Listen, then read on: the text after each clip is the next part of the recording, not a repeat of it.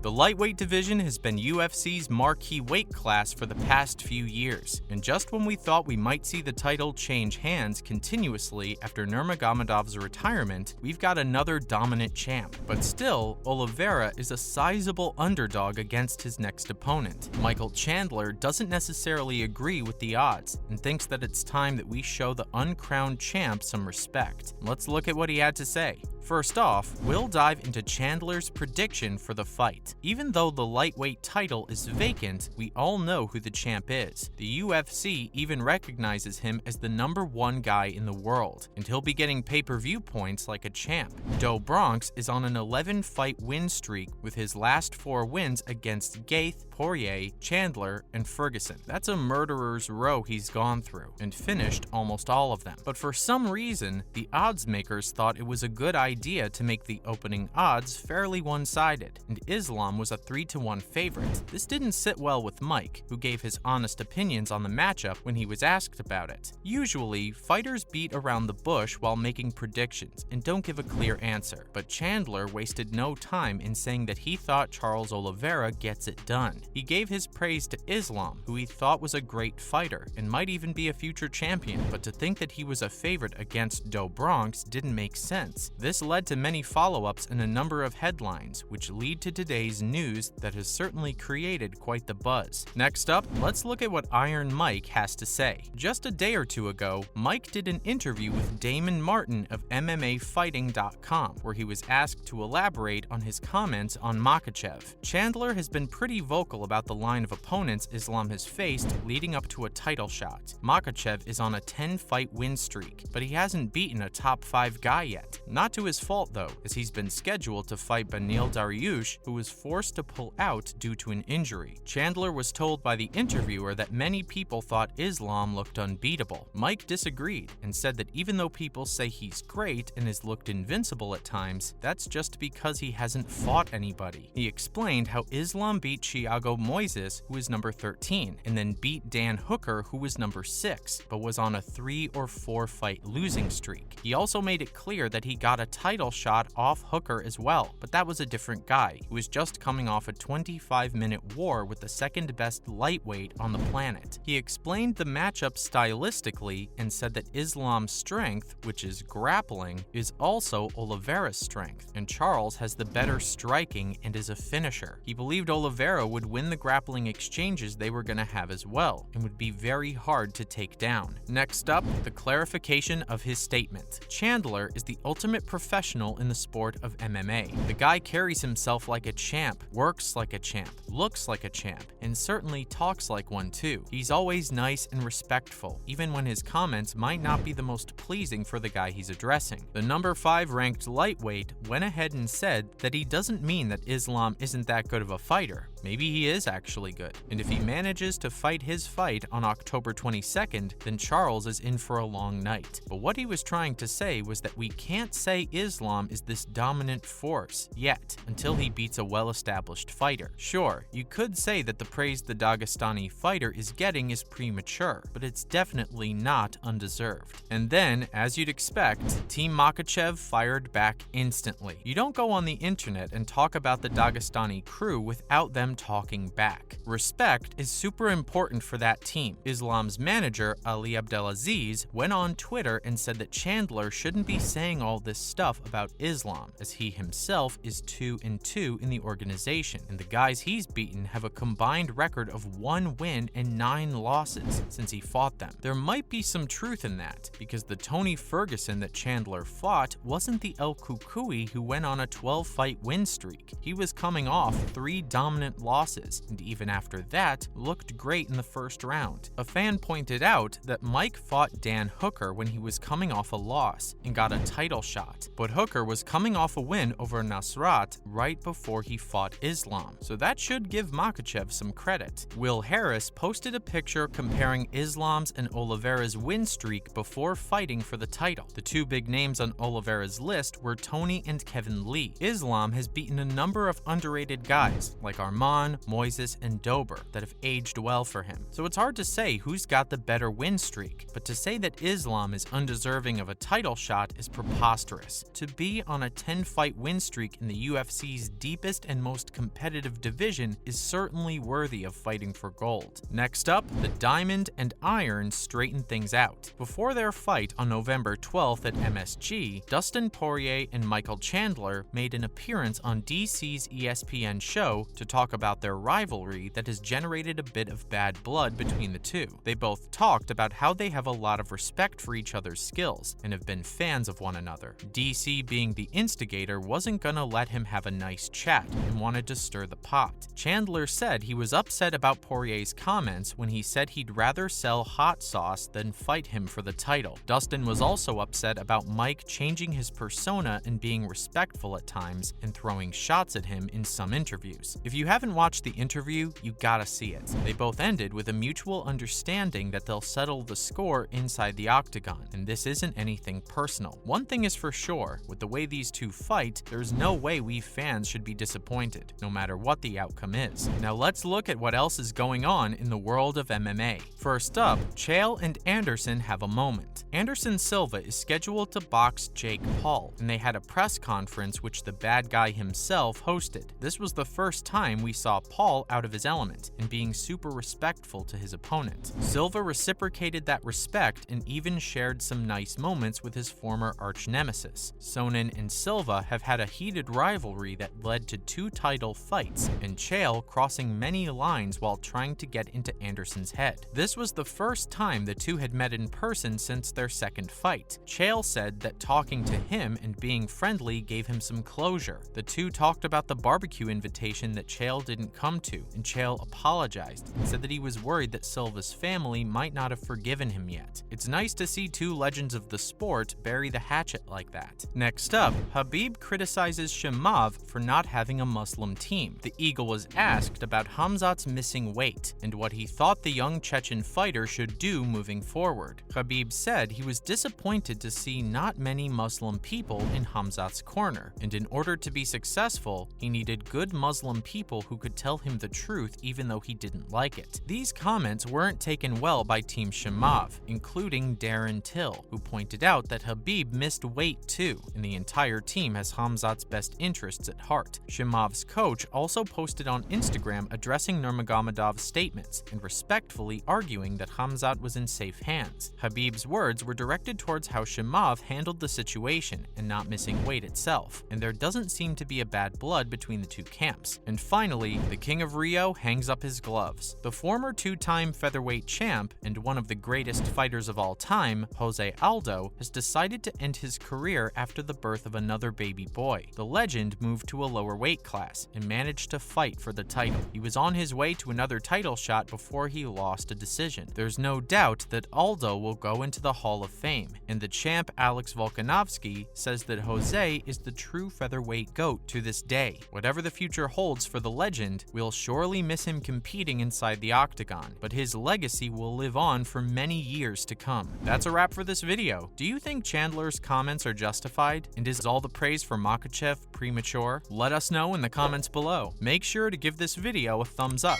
and subscribe to our channel for more videos like this. See you in the next one.